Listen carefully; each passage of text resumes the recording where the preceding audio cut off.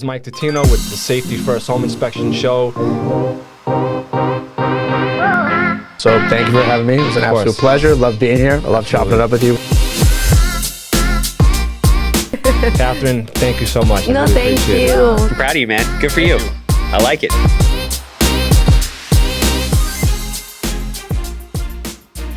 This is Mike Titino with the Safety First Podcast Show. Now, this is a very special episode because this has been something I've been working on for months and months at a time, and I finally got him in. I locked him in. My guest today is Matthew Garland. Thank you so much for coming. I know you're a busy guy. No doubt, Mike. So we're gonna dive into a lot. But let's start out with about yourself, your bio, how you got started, and. Well, first of all, thank you for having me. It's my pleasure. You know, this has definitely been probably almost like 6-8 months in the working. Follow-ups, right? Yeah. I keep following up. You're very persistent, Yes. Mike. You're very persistent. I won't give up. You know, but persistent bust pipes. You know what I'm saying? 100%. So, or persistence beats resistance any day of the week. So, I that's why I was like, Mike, I'll definitely do it. Just give me some time. Yes. And that's why I reached out, like, Mike, all right, I'm in town. Let's link up. But my name is Matt Garland. NMLS number 58700, better known as MGTheMortgageGuy. I've been in the mortgage business, a mortgage originator. Shit, man, almost 2 decades now. Really? Yeah, almost 20 years. Wow. I think I'm like 19 and some change now. And, I am a team leader, division manager at a mortgage bank here locally in Long Island. Have a great team. We do a good amount of business. But I also am an entrepreneur. I have my own podcast also, Rants and Gems. Shout out to Kiana Watson and the whole EYL network. We do a lot of content on social media. We have EYL University, which is probably one of the biggest online universities, or communities, I would say, not universities, but communities out there right now. We started that about 2.5 years ago. Got over 15,000 members. Wow. Active members. Amazing. In that time frame for our private community. Own real estate, investor, father. You know what I'm saying? Many hats. Many hats. I'm a jack of all trades and a master also. You know what I'm saying? Oh, and also a master. And also a master. You know, I master my craft. Like the mortgage business is my bread and butter. That's my baby. Mm-hmm. You know what I'm saying? I've been nurturing my mortgage business for almost 20 years. So I feel like I'm a master at being a loan originator. But I'm always learning. Of course. Also at the same time. So, but I also have many hats. You know, of course. One stream of income is too close to being broke. Correct. So I made sure over the past few years that I diversified my income sources, so that way if one thing is not doing too well, I still have 5, 6, 7 other things that are making me money, bringing in revenue. So, that's pretty much me in a nutshell. So, like I said, I'm happy to be here, and absolutely, whatever you guys want to learn, or know, or questions, whatever, bro, let's go. And we're gonna dive into all of it. Let's do it. So for people who may not know, I've actually known Matt before I was even a home inspector. Facts. So I was a contractor prior to doing home inspections, and Matt actually trusted me with his clients, and he gave me a shot. And one thing I noticed from you just right away is immediately when you recommended me to your client, which I renovated their basement, I believe. Yeah. Added a bathroom. Yes, I did a basement. Yeah, you did a basement and a bathroom. Yeah. Yes, wonderful clients, by the way. Shout out to Iveto. Yeah. So one thing that I noticed about you immediately, which I learned, is that the only thing you wanted in return was the client to be happy. Facts. That's the only priority you had, was please just make sure they're happy. And that was probably 5-6 years ago. And, just as you previously mentioned, you're always learning around the people that you're around, and that when I work with, guys like you, I learn on how they conduct themselves and how they carry themselves and do business. So I just learned right away, like, wow, this guy really just cares about the client, and that's it. That's all that matters. Well, because relationships are greater than money to me. 100%. You know what I'm saying? And I think too many times people get stuck on what's in it for me. Yep. You know what I'm saying? And you see that too. You see it all the time. Yep. Like, people lead with that. I mean, look, you're doing tons of networking events and this, that, and the third. How many times somebody say, yo, if I give you X, Y, and Z, how much you giving me back? Yep. Right? They don't care if it's illegal or not. Yeah. They don't care if they want to jeopardize their livelihood, but they want to try to jeopardize your livelihood. Instead of just saying, look, I see what you're doing. Here's a couple clients. Let me see how you work and what's the satisfaction of my clients, and then we can continue to grow. But a lot of people lead like, I want something in return. Of course, right? And I hate that about our industry. First things first, I hate that. And that's why I don't partake in that foolishness. And for me, when I refer someone, I just want to make sure that, look, it's my reputation. My 100%. reputation means more than a couple dollars. 100%. A referral fee or any of that. Yep. I need to make sure I do good business. So that's why you even mentioned the basement. Yeah, I'm like, yeah. yo, shout out to Yvetto. Shout out to Shay. Absolutely. Like, I'm still friends with them to this They're day. amazing people, Those my homies. Love them, You know, they invite me to their parties. Amazing. I'm over there, Yeah, that yeah. relationship. And then from there, I built referrals. And that's how course. I built my business. Of course. Was referrals and relationships and not leading with money. And that was the biggest mistake I made during the wild cowboy days of the subprime era, right? Is everybody was a dollar sign to me. And that was the wrong way. Same here. When I Everybody. started, Because that's how I was taught. I came into business and I was taught by survival mode, just wolves. yeah. By wolves. These were ex Wall Streeters. Now got into the mortgage business because they couldn't crack it in the Wall Street. And then they came and they taught those same terrible tactics to young kids like myself coming in the game. And I looked at everybody like a dollar. And I really feel like that's the firm reason why when the market crashed, I lost everything because karma doesn't have an expiration date. Correct. So once I got myself back together, I always said to myself, I'm not looking for money. I want relationships. I want people to be able to refer to me, and I want to continue to grow like that. And that's a great point because I made the mistake when I was an entrepreneur. When I first started out, my primary goal was income, jobs, projects, and like you said, money. You know, you have to survive. And looking back, what I've learned now is that for any entrepreneur starting out, you should definitely have something in reserve to float your business, so you're not going out there just looking for business. Absolutely. Because you have to cater to these relationships, and it takes time. And what I've learned with all the networking that I do, I never pitch why someone should hire me as a home inspector. I always pitch how my services are going to add value to their business. Let me help you achieve your goals. And in my experience, it's returned tenfold. No, 100%. You know? And you can tell. Yeah. Right? Look at your events. Yeah, Your events, people are smiling. They're happy to be around you. They're happy to be in your presence. Your dinners, means a lot. It's all smiles. Means a lot. That's because you're doing good business. Right? When people are not doing good business, you ain't going to see people around them smiling. Correct. You know, people ain't going to want to hang out with them. You know what I'm saying? Exactly. Like, they're miserable. You can tell who's the miserable fucks in our business. Yes. You know what I'm saying? And when you look at the miserable people, it's always because look how they lead. Of They course. lead the wrong way, and it don't work out for them. So it's our work ethic and what happens with the people it's affecting is ultimately going to determine how you're going to scale your business and grow. That was actually my next point. How are you able to scale from where you started to where you're at now? Because you're legit nationwide now. Like you're a household name from here to LA to you name it. People know Matthew Garland. Correct. Consistency. Okay. First things first. We're very consistent with content. Okay. Content is king. If any of you guys haven't noticed, let me look at the camera. Content is king. Let me tell you. So consistency is the number one thing with anything in life, right? Consistency and discipline.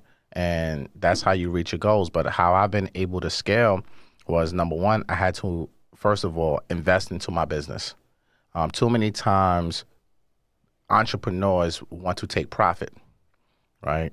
Even if you're a W-2, let's speak for the mortgage business, Sure. right? You're in the mortgage business, you're running a team, blah, blah, blah. Most of the time, people just want to take their profit and want to be cheap when it comes to paying people and hiring. And I've noticed that was a trend in the mortgage business, and it's something that I didn't like. Even I've done it, right? Because that's how I was taught. But then the turnover will be so high because you'll get somebody you think is good, and then they'll get swooped off their feet by a competitive offer because they got paid a lot more, right? Or you pay somebody and you thinking that, you know what, they're going to be great, and they wind up being Garbage. It's terrible. So what I had to learn is I had to invest real money into get real top talent, so that way I can really live the life that I want, because I want freedom. I don't want to sit behind a desk all day. Right. I don't want to be reviewing loan applications all day. I get bored with doing that. So for me, my most important thing 4 or 5 years ago was like, I need to invest majority of my money into people to surround myself, so that way I can delegate every little thing that I don't want to do. Right? I'm the CEO of all of my businesses. Sure.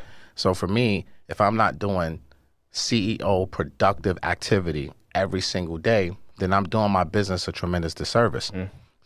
all the other stuff, the busy work, the paper pushing, someone else can do that. And I can pay, and I don't have to pay them cheap because it's enough money being made to where I can provide great lifestyle for someone else and their family as well and pay them well. And then in turn, they're going to be 100% brought into what I'm doing.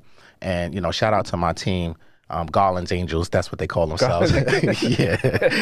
That's awesome. Shout out to Deja, Ali, Marsha, Jakeem, Miller. Love y'all. They are my fantastic five, and they hold me down. You know what I'm saying? They make great money. They're fully brought into everything I'm doing, and you need that when you're building the business. You need people that believe in your vision and that believe in you as the leader. Sure. Because if they don't believe in you and trust you, then they're not going to work hard with you, not for you, with you. Correct. You know what I'm saying? So my team has given me that ability to be able to scale and for me to be able to do all the things people see me doing, like on social or traveling and public speaking and things of that nature. Because in all honesty, in 2021, I built it up so much that I told myself, yo, I'm going part-time this year in my mortgage business. I don't want to work the mortgage business right now. I need a break. I've been doing this for so long. I've been traveling. I just really need a break. So I really this year let go, and I let Alexandra, my pipeline manager, kind of run the show. Like we have a joke. I call her MGTheMortgageGuy. That's funny. Because she's closing the loan. She's managing everything. And I work in 2021 probably less than 15 to 20 hours a month in my mortgage business. And most of my time, when I'm working in my mortgage business, I'm either dealing with my VIPs or I'm talking to Ali and managing my team. And then she runs it. And then she's running everything. So my team, bro, I had to invest in that. And I had to make sacrifices from my own pay for a couple years to be able to build what I have right now. To now, that gave me the freedom in 2021 to really expand into several other businesses and then bring in more revenue. It's so funny you say that because that's actually the transition I'm making now as we speak. I'm openly saying this now, first and foremost. I'm actually training another home inspector now. Dope. Because it's to a point I can't handle the volume by myself anymore. I don't want to. So it goes back to what you said, building teams, implementing systems. And there's a book I read called The E-Myth. I'm not sure if you heard about it. Yeah, I heard of it. But it just breaks down, you know, every entrepreneur wears several hats. And the reason why small businesses fail is because one person wears all the hats. Correct. And then you can't grow. Correct. You know? So that's where I'm at now. I'm hiring a virtual assistant to handle the back-end admin stuff. So that's my transition going into 2022 now. It's the smartest thing that you can do. It's the smartest thing that anybody can do, right? Is bringing on people, right? There's two types of people that you can have. And in my world, it's either sales or support. I focused on, most people in my position focus on hiring sales, right? Because they want loans. They want loans, blah, blah, blah. For me, I'm like, I don't care about that right now. I need a foundation, right? And for me, my support system is my foundation. It don't matter if I have 10 loan officers on my team and they're putting in 10 loans a month each. If we can't close them, it don't matter. It doesn't work. It don't work. It don't matter. So for me, I went heavy on investing into my support because I can handle the sales and I can teach my assistants to sell, you know, get licensed and everything like that. And I can teach you selling, but you're still more of a support person, not an independent loan officer, anything like that. Because for me, that's what I wanted my business to look like. So I can free myself.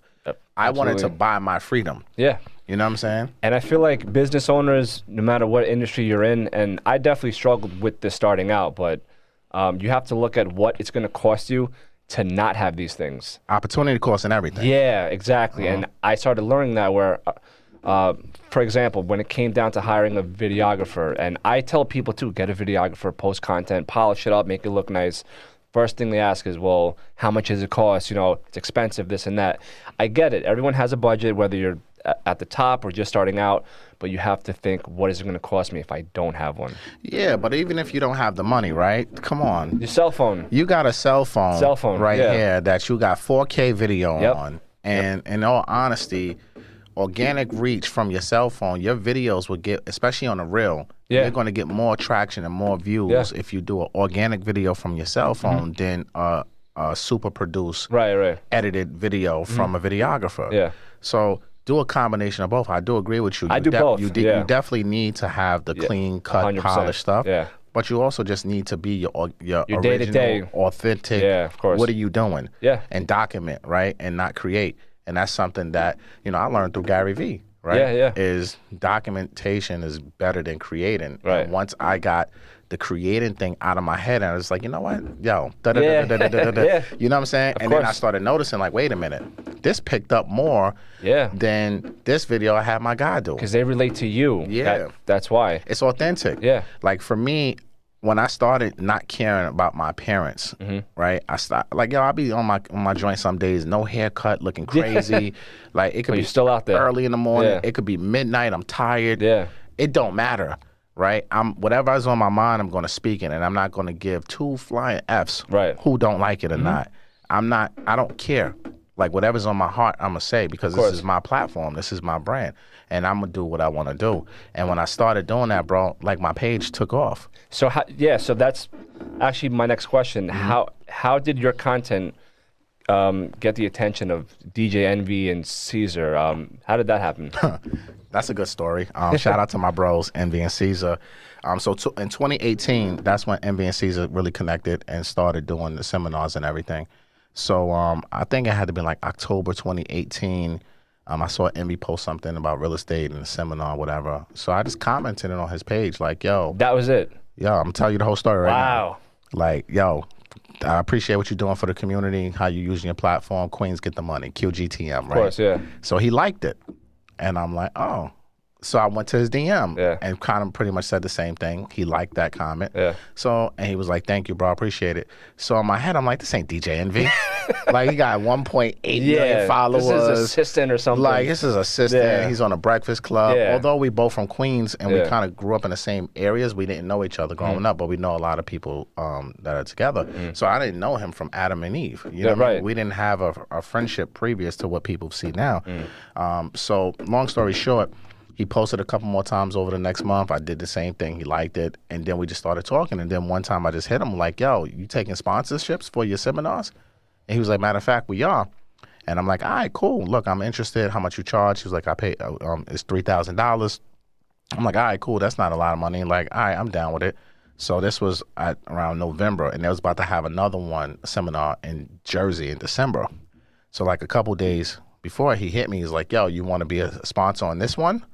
And I'm like, nah, I told you I want to do 2019. Yeah. Right? Because it's the holiday season. So I'm like, you know, it's last minute. I don't really. And you passed it. And it's like, and it was like, it was already like a week before the seminar. So I didn't want to get involved in the Jersey one in December 2018. I just wanted 2019, whatever he was going to do in them. So he was like, all right, cool. And then after that seminar, they announced they was going to do one in Queens in January 2019. And I said, yo, bro, I thought you told me, like, I'm good. Like, what's up? You posted it, but you didn't tell me. He's like, nah, you fast, bro. Like, because at this time I had my post notifications on. So as soon as he posts, I'm like, I'm in his DM. And he's like, damn, bro, you fast. Like, I was going to hit you tonight, blah, blah, blah. He's like, yeah, we still want to sponsor. So they sent me the invoice. I paid the $3K, and I didn't know I was going to speak.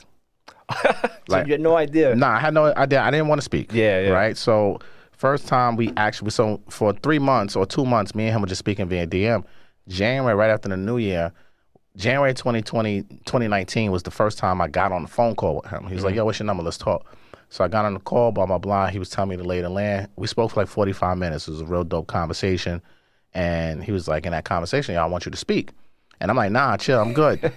I'm like, because at this time, I'm like, yo, if you're doing a paid seminar, you're charging $100 a pop, and 1,500 people are showing up to this. That means that's 1,500 potential buyers. That is leads.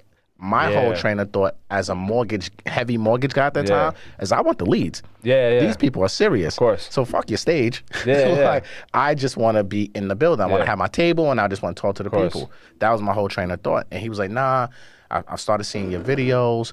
You know, at this time, over the holidays, I had a couple of my guys reach out to him that I know they know, like vouch for me because I've helped them. And he was like, yo, people vouch for you. I see your videos. Like, yo, you talk the language that the people want to know because people don't understand real estate financing, and you have a corporate street vibe.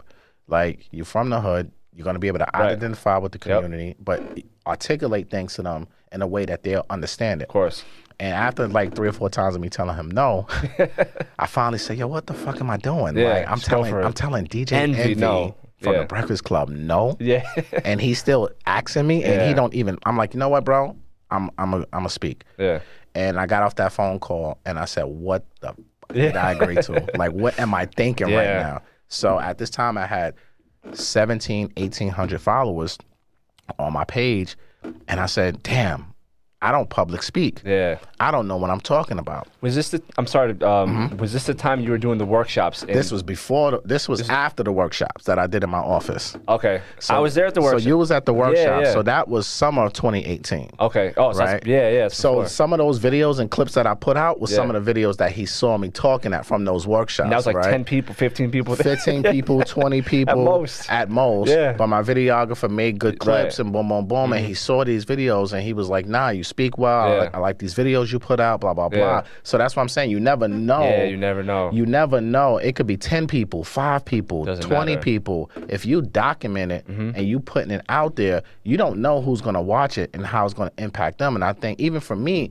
seeing 20 people there was kind of disappointing at that time. Like, damn, I had 100 people register, only 20% showed up. But at that time, I didn't know that, no, those are the numbers. Yeah. Right? If you're doing anything for free, if 100 people register, 20 to 40% will show up. It happens. You know, it happens all the time because people don't respect free. I know. You know what I mean? They don't respect free. They just don't. You know, people who pay attention. Yep. You know what I mean? Yeah. If it's free, it's for me, they don't care. Yeah. So when he saw those videos and I agreed to speak and everything, I said, damn, how am I going to prepare for this?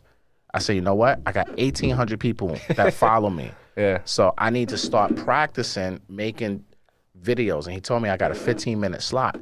So I said, I need to get comfortable with talking for 3 minutes straight, 5 minutes straight. So how do I do that? I got to make content. So I used my phone. I had a stand. Yeah. And I would say, all right, what am I talking about? And I'll say, I got to talk about it for 3 minutes and make it good. Yeah. So I would make videos and I would give myself only 3 takes. Because in my mind, I was like, I don't have no takes on stage. Yeah, it's live. So I got to get this down in 1 take. So I would give myself 3 takes, and no matter what, I would have to post a video. I would force myself. And I just started doing that, Mike. Wow. Like, real talk, for 3 weeks. That's how crazy. I practiced. Yeah, I did that for 3 weeks, and I practiced making content, and I used my audience at that time, and I pictured in my head when I made a video, I'm speaking live. Yeah. You know what I'm saying?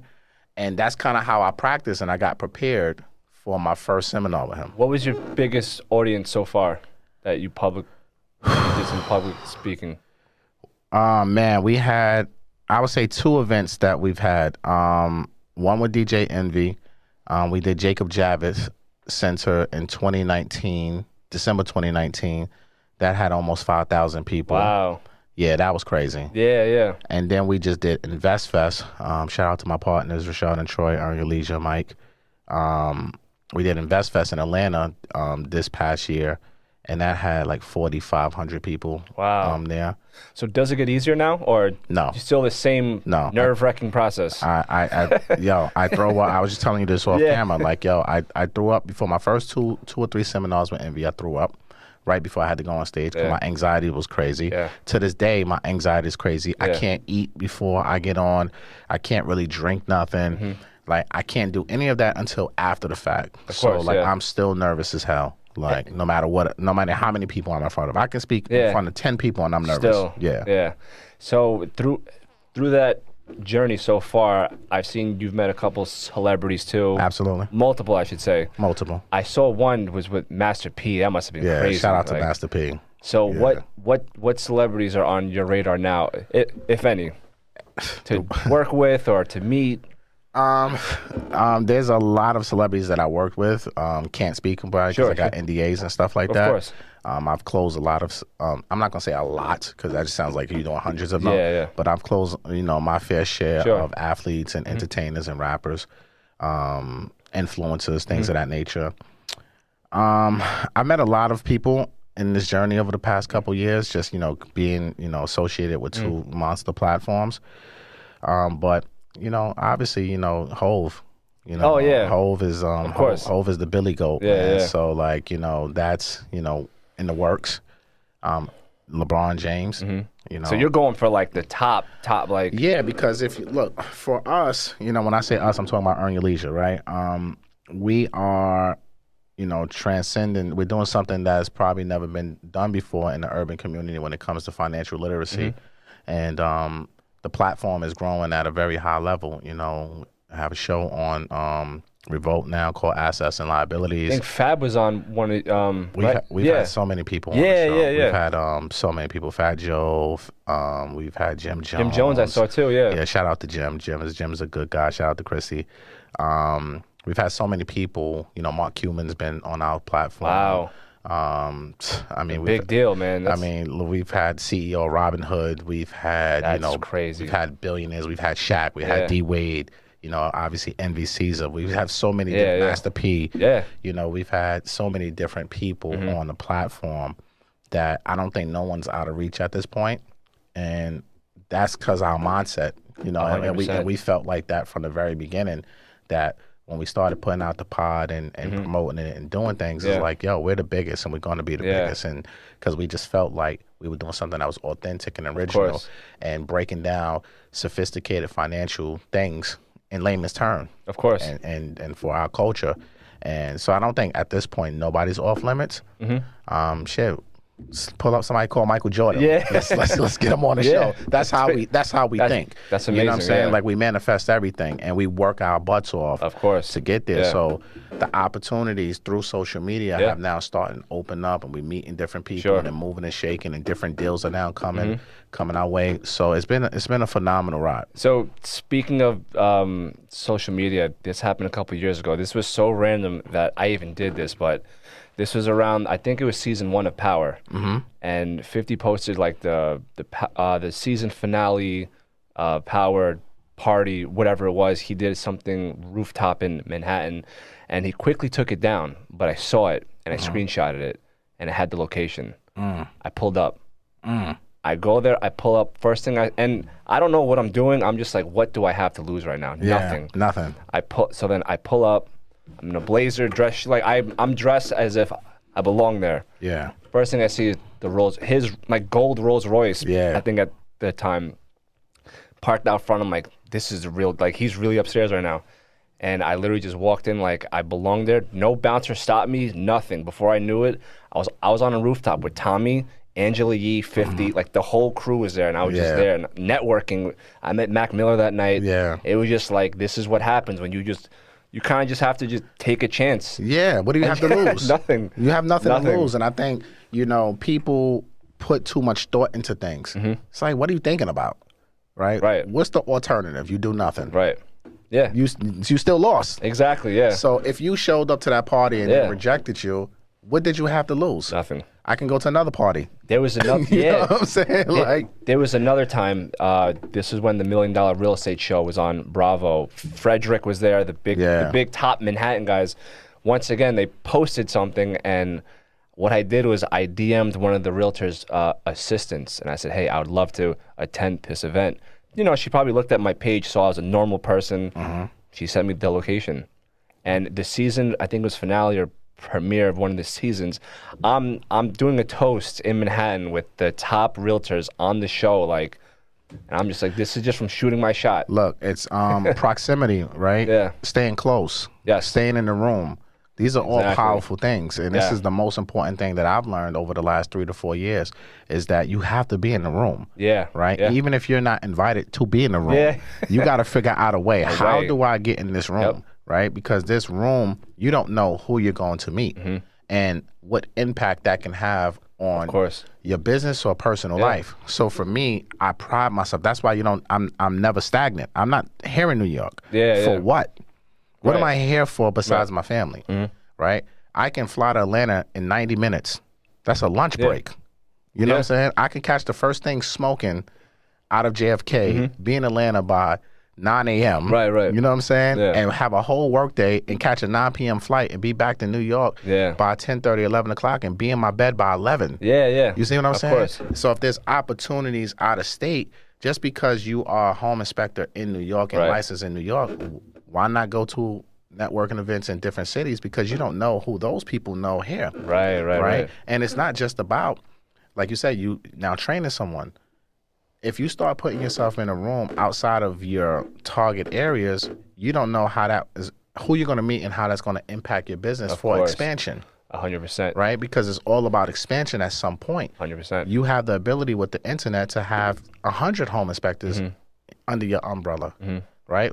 Those are the thoughts that you got to have. Absolutely. And being inside the room and being around certain people opens your mind. Yeah. You know, to these things are like, it's not impossible. And there's something that you've definitely inspired me to do. But before I get into that, you created your own home buying blueprint. Absolutely. And how many volumes is it? Is it two volumes? Yeah. Okay, so what is that? Talk about it. So the Home Buyers Blueprint, Volume 1, I like to call it the encyclopedia for home buying. I was part of part 1? You're part of part 1. Yes, and thank you for having me. Nah, no problem. No problem. You killed it, actually. Thank you. So it's everything, right? Look, in the Black and Hispanic community, there's no secret there's a wealth gap, and especially with real estate. The laws in these programs, 80, 90 years ago were not put in place for our communities, period, right? The lack of information in our communities is real. Yeah. People don't know nothing. So for me, I wanted to put a product out there because in real estate, and especially the digital course space, there's always stuff about investing, right? But before you become an investor, you should just be a homeowner because you need to know the process. Yeah. So the Home Buyers Blueprint, to me, solves that problem. Like, the problem is lack of education from a credible source. I'm a credible source. I'm a licensed person. I've been doing this for years. I've helped thousands of people in my career achieve their goal, and also myself. Right. So why not put together a curriculum, make it affordable? That way people can go to Google and YouTube University. Cool, right? But for those who want a higher learning, that's detailed, that's structured. And it's from A to Z, yeah. It's from A to Z. Everything. Right? It's everything. It's 15 hours of information, highly organized. Yep. It's great content, audio, visuals, like PDFs. It's everything that someone needs to know about buying a home, the process from home inspections, working with realtors, your contract, attorneys, title insurance, but also most importantly, how to really create generational wealth. And that's with asset protection, right? Life insurance, estate planning, tax planning. We have all of that in the course, right? Because oftentimes people want to just buy a house, but no one's talking about life insurance. What if you die? Right? Of course, yeah. How are you really passing off this asset to your family? And you can't do that if you don't have an estate plan. How many times have we heard in our communities, somebody grandmother died, somebody parents died, and the people who got the house didn't know what to do and they sold it. They have no idea. Or they lost it, right? Yeah. It's because the people who owned it didn't have a plan in place. So the Home Buyers Blueprint Volume 1 kind of gives people that, and Volume 2 is more like rehab loans. So it's a very affordable product. I've had about 12,000 people purchase it. Amazing. And congratulations. Almost a year and a half. Wow. So it's phenomenal. So that was my next point as far as what you've inspired. Well, you've inspired me to do many things. Public speaking, that's one. That's something for me that's down the road, I feel like. That's not on my immediate radar yet, but building a team, that's another thing that you've inspired me to do as well. And another thing is I'm going to be in the process of creating my own home inspection blueprint. You should. So people nationwide can know every component of a property when they're looking at houses and things like that. I think you should do something deeper than that, right? It should be, how do you become a home inspector? I was thinking about that too. I think that's more important than for me, right? Yeah. And I'm telling you this because of the blueprint. And now I have something coming out in my I'm calling it my MG Mortgage Academy, which is dedicated to licensed realtors and loan officers. Because I want to be able to create the blueprint for them to be successful with their businesses using real estate finance and social media, business structures, things of that nature.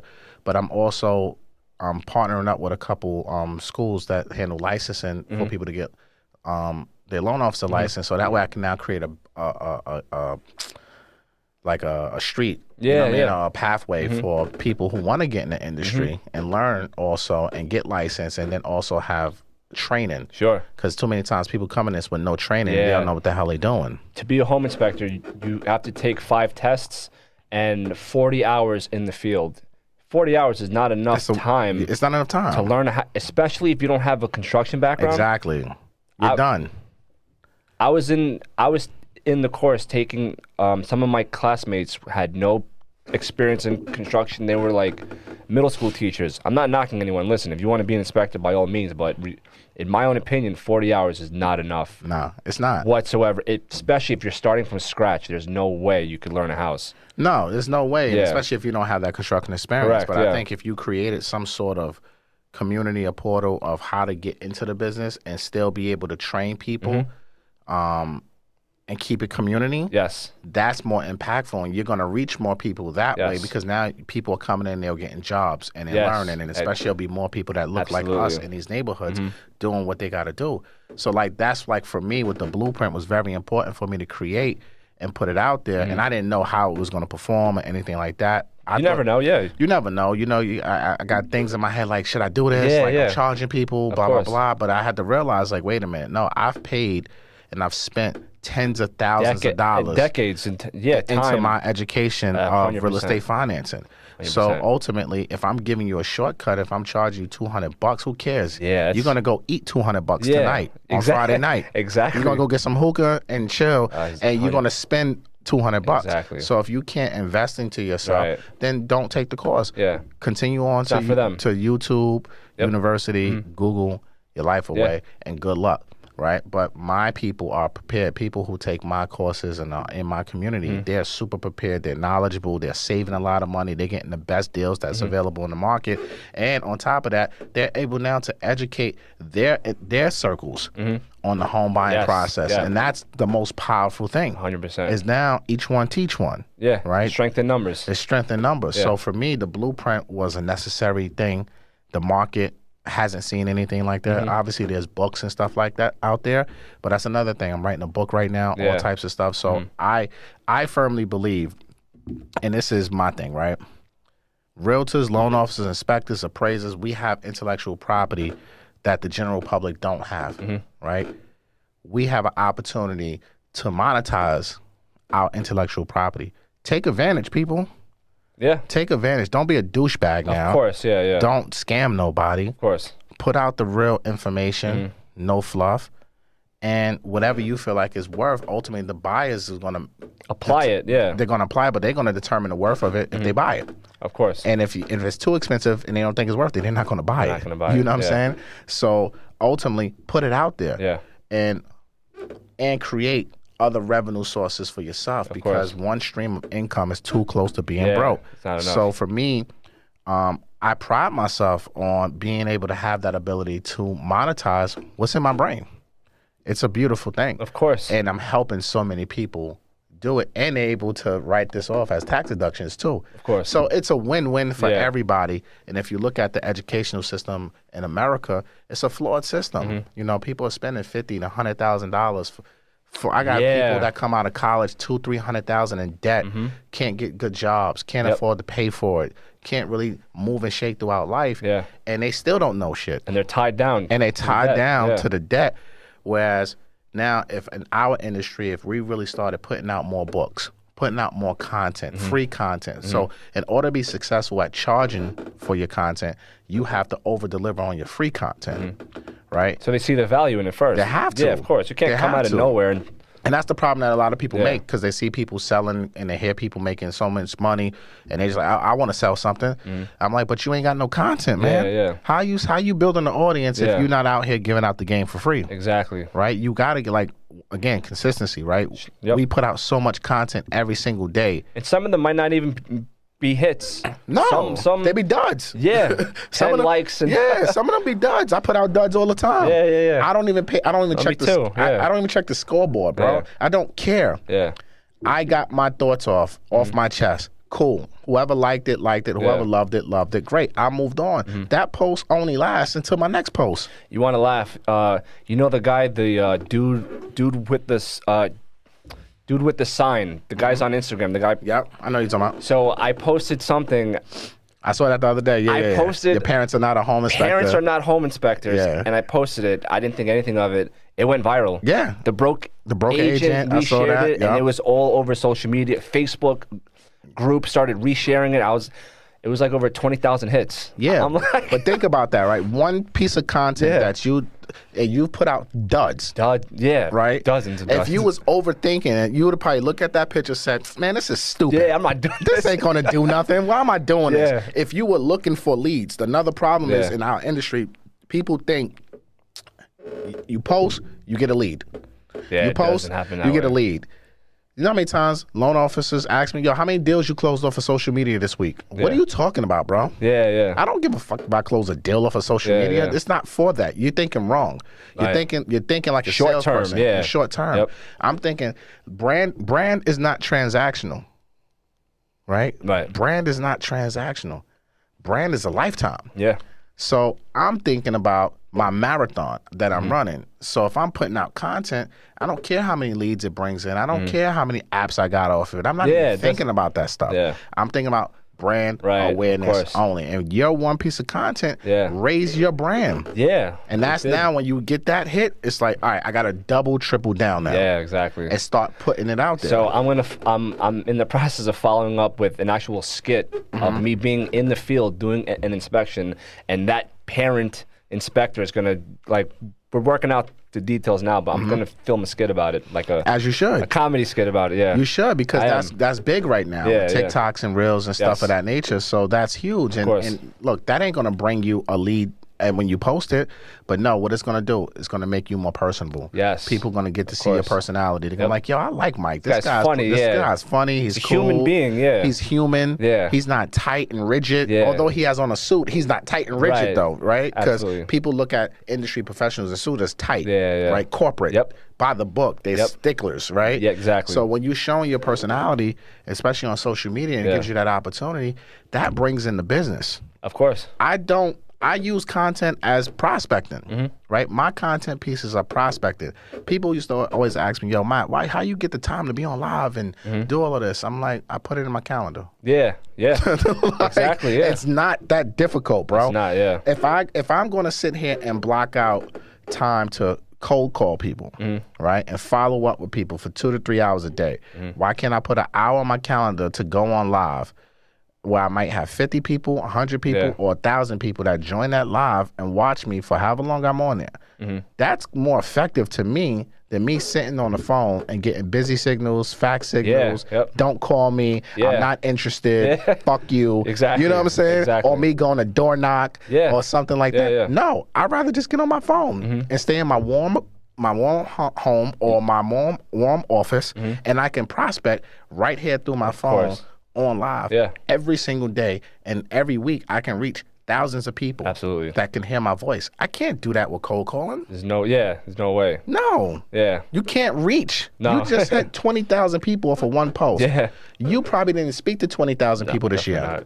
Definitely not. Maybe not even 1,000. You know what I'm That's a saying? stretch too. Yeah. And that's a stretch. That's Yeah. a lot of people. So Yeah. think about 20,000 people saw your post and posted you on their page. Tagged and reposted, and it was just like, damn. And now, what did that do? Increase your followers, it did. which now that increase your audience, Yep. which now ultimately is going to increase your bag. Yeah. Because ultimately, if people want to get a home inspection in New York, who are they going to think of first now? The one and only. The one and only.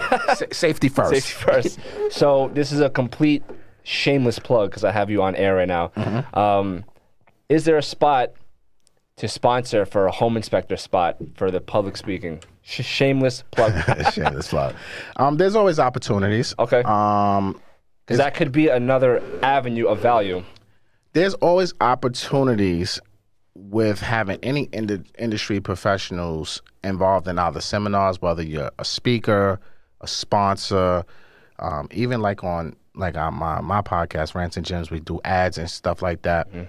So like it's always an opportunity for that. And I would highly recommend that, you and whoever else is going to listen to this, you got to put your money up. Of course. You got to pay to play. Of course, yeah. And influence, like my page started growing, right? Influencer marketing is one of the greatest things out there, right?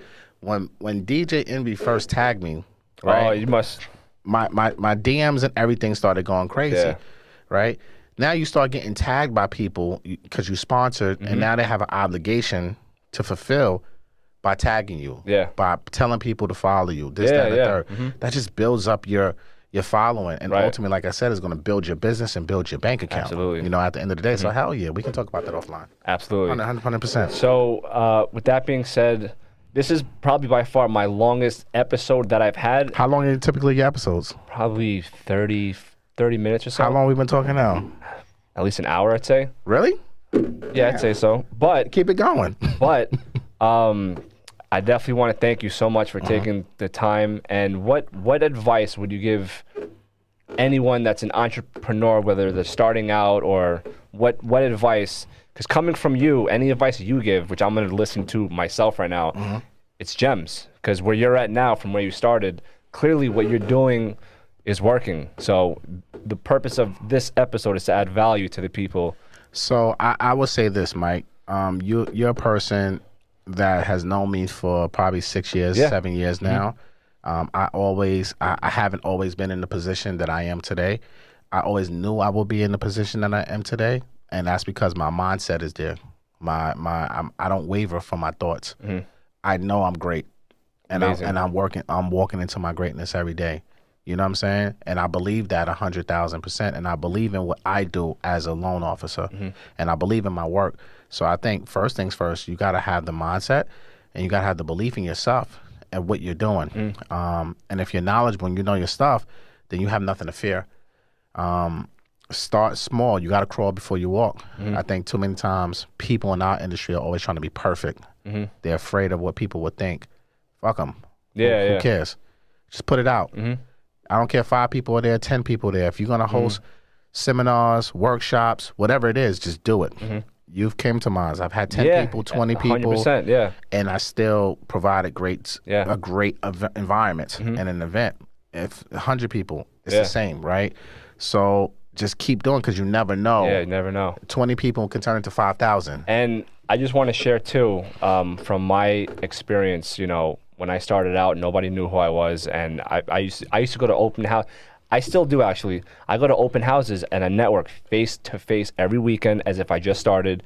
And, you know, people may see what I'm doing now, you know, the networking events I'm hosting, the dinners I'm hosting with the top people in the industry.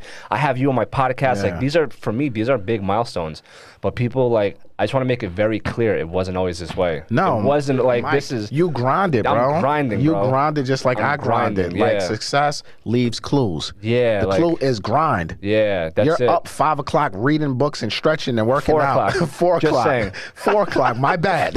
Right? You're tapped in and locked into what your goals are.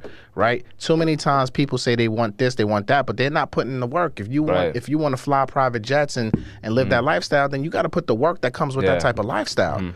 Right? People are not putting in the work, and that's why their lifestyles reflect it. That's why they're miserable most of the time. That's why they're broke most of the time. It's because their work ethic is not lined up. It's not matching the words that are coming out of their mouth. So for me, the best piece of advice I can say is just be consistent. Put the work in. Stop overthinking. Don't overanalyze nothing. Grab your phone and put out content.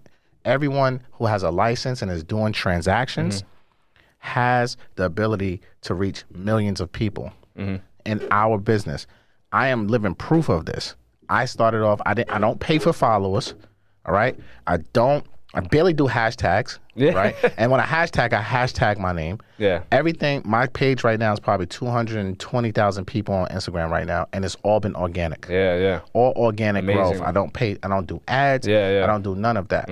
I get tagged by numerous people now who have bigger platforms is because of the relationships. And it just keeps growing. And it just keeps growing and growing and growing and growing. But I have to always make sure as quickly as people follow you, they can unfollow you. Bro, I have at least 1,000 to 2,000 people unfollow me every single week. But it's more people coming in that are unfollowing me. And I don't care if you unfollow, great. Sayonara. That's it. Ciao, baby. Yeah, that's all. It's been real. You know what I'm saying? Because I may not be your cup of tea. It's all good. So keep just putting it out there. Don't matter how many followers. Don't check the scoreboard. Just keep putting the content out there. Keep grinding. It's tough. It is not easy. It is extremely difficult. Social media is another job in itself. It is. But you have to do it. And if you're not on social media in this world, especially when you got metaverses and all types of ish, all this stuff's coming out. You're done. You're toast. You're not going to survive. in 3 years, 5 years. Yeah. I'm sorry. You're not. No way. Make your money now. Yep.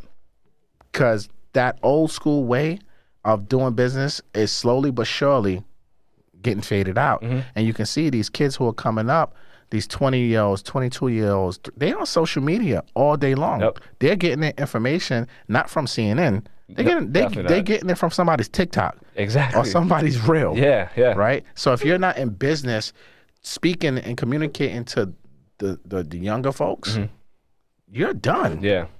You're done. So social media is the way to really grow and to expand. And the best piece of advice that I can give anyone who's going to listen to this is put out your intellectual property. It would change your life. Be consistent with it. Don't check the scoreboard, and you have to give it time. It ain't going to happen in 6 months. Hell, Definitely not. I'm at 3.5 years of growing, and I'm still in my baby's phase. I'm at 7 right now. 7 years or I'm 7 at months? 7, maybe 8 years as an entrepreneur. It's only been paying off the last 2 years. That's what I'm saying. 2 years. I'm in the mortgage business almost 20 years, bro. And now people like, oh, you're the mortgage guy. You know what I'm saying? They wasn't saying this shit in 2017. They didn't know who I was. Exactly. Or what a mortgage was for the most part. You know what I'm saying? Yeah. So, it's the success leaves clues. And the clue is it's a marathon, not a sprint. Bottom line, everybody, to be successful, it takes a minimum 10 years. Yeah. You know what I'm saying? Yeah. It's just that in the Bitcoin world that we live in and everything, instant gratification, where people can make millions of dollars just like that overnight. And in this world, people are too caught up in that. And I think you really have to focus on the long-term game, especially in our real estate industry as transactional professionals. We have to put out content. We have to build our personal brand. Loan officers, stop branding the company you work for. Please. I'm tired of y'all doing that. Yeah. Seriously, these companies don't care about you. Right. They can go out of business tomorrow, lay off the whole staff, get brought out by another company. It don't matter. It's not your company. Why are you branding them? Brand yourself. Why are you branding them? You know, one thing, and I know I'm rambling, but I don't care, Mike. We can take more time. That's what we're here for. Because I gotta get this out, because I know your audience is a lot of loan officers and realtors, and this is for realtors too. You gotta understand, no one cares who you work for. People have no clue who I work for until they apply. I'm not on social media talking about I work for this company, I am Matthew at this bank, blah, blah, blah. And when I used to do that, and then if I change companies, then you know what I used to hear? Why you leave this company? Yeah. What's wrong? This company. And I used to be like, who cares? Yeah. Like, you working with me. Why are you questioning why I made a business decision for myself? Of course. Your clients are still going to get treated well, because I used to lead with branding I'm at this company. Right. Like, the company is the gold mine. No, I'm the freaking gold mine. I'm the brand. I need to get all the credit. So stop branding your companies, people. Brand your company. Brand you. And that's what social media gives us the ability to have our own voice. And if the company don't allow you to do that, then you need to find another company. Make your way out. You cannot keep doing the same thing over and over and expecting different results. You have to become the CEO of your life and your business. Don't matter if you're a W-2 employee, you still have to act like a CEO. And for me, I'm not branding no company. Unless I own it, I'm on that operating agreement as an owner. What am I branding your company for? Exactly. I don't care if I work for you. I'm a partner. I don't work for you. You understand? Exactly. That is my mentality. I walk into any meeting with owners at my bank. I'm damn near owner too. I could go own a bank if I want to. I choose not to. Right? So that's my mentality. I'm a partner. Treat me as such. Don't treat me as no damn employee. And this is how I need to do my thing. Is it compliant? Is it illegal from NMLS? No? So then what are we talking about? You know what I'm saying? What are we talking about then? If it ain't illegal through the real laws that's governing us, then you just making your own laws because you want your brand to be, no, it's not going to work for me. Exactly. You know what I'm saying? So for me, I really want realtors and loan officers to really start taking control of their own image, their own brand. Like, it's too many like Fiverr, whatever you call it, where you can get graphic designs and things of that nature for cheap. You can create your own marketing companies. You got virtual assistants. There's so many things you can do to help support your own brand that you don't really need a mortgage company or a real estate company to do that for you. Not in the social media world. Do it for yourself, and that's going to help you command more money if you're doing business. Of course. Right? And they're going to see and respect you as a partner, not just as some loan officer. No, I'm not a loan officer no more. Right. Like, I'm not a loan officer. I just do loans. Right. I'm a businessman. I'm an entrepreneur. Treat me as such. Exactly. Don't disrespect me. And let me ask you this: what's so for anyone who wants to get in contact with you or purchase the home buying, the blueprint and things like that, how can people follow you on Instagram or what's? So you can go to MGTheMortgageGuy, Instagram, YouTube, Twitter. If you go to the link in my bio on my Instagram, you'll see all my resources. If you want to apply for a loan, if you want to get the home buyers blueprint, if you want to join EYL University, I usually keep all my events. We got seminars and workshops and things all the time, so you can check that out, all out. And just tap in with my social medias. I give a lot of information on the gram, on YouTube. I do podcasts like this. You know, I get interviewed by people. So I'm always, if it's about two things I'm passionate about is I'm a home ownership advocate, and I love my industry. I love realtors. I love loan officers. I love us, and I just want us to be greater than what we are. We are, especially loan officers. Loan officers, we get treated like the bottom of the barrel.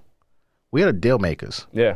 Look at the shows, $1 Million Listing. Who's getting the credit? Yeah, the realtors. The realtors. Yeah. All of those people are not paying cash. Right. They got to get a loan. Yeah. So who's pushing the paper to get that funding, right? Yeah. We are out of sight, out of mind. Yep. Everybody thinks the realtor is this, the realtor that, and I'm not knocking none of my realtor people, but y'all know the truth. Y'all know the loan officer is the one making this deal happen. Of course. Making it close, but we don't get the fame, the glory. We get the bottom end of the stick, and I'm personally sick of that. You know what I'm saying? Like, so for all my loan officers, please, yo, put your joint out there. Put it out there. Make your own brand. Become that force. Let the world know that, yo, I'm the one who's getting these deals funded. Because without us, the deal ain't going to fund. Right. Like, you can't fund. These people ain't got cash. Right. And the people who got cash still want to finance because they don't want to use their cash. Of course. Money's so cheap. Yeah. Right? So who needs to be getting that, being celebrated? To me, is the loan officer. So that's why I'm very passionate about loan officers and growing the loan officer brand to be more of a force to where people are not saying, like, I want to be a realtor. No, I want to be a loan officer. Like, I like numbers. I want more people to want to come into our industry because it's a great industry and it saved my life. So those are two things that I'm very passionate. Home ownership advocate, especially in the Black, Hispanic communities, and advocating for loan officers and realtors, and especially when it comes to our own intellectual property, personal branding, creating multiple streams of income. You know, I want everybody to not just, you know, make six figures. Why just make six figures when you got 8-figure potential? You know what I'm saying? Absolutely. I'm after 8-9 figures. I'm not after 6 figures. That was early in my career. I don't want 6 figures. I want to pay that in taxes. Right. You know what I'm saying? Like, that's my mentality, and I want every loan officer to be able to follow that same suit and do it their way, but understand that we are bigger than what they try to make us out. We are the deal makers, and we have a voice, and we have to start letting our voice out there, because what we know to how to get these deals structured, people don't know. And if we're not the ones out there teaching at a high, if every loan officer puts out content at a high scale, this whole planet, this whole America will be better and more educated. You know what I'm saying? Absolutely. And make better home buying decisions, and it'll be more sustainable. So that's why I want to encourage, especially loan officers, put your content out there, please, man, and brand yourself. Make your own name, make your own noise, be your own vibe, man. And you heard it from the man himself, Matthew Garland. Like I said, for me, this is a huge milestone to have you here. Thank you, bro. I cannot thank you enough for your time. And this episode is going to air very soon, so make sure you guys stay tuned. Thank you, bro. I appreciate the love. Y'all tap in, safety first. Let's go.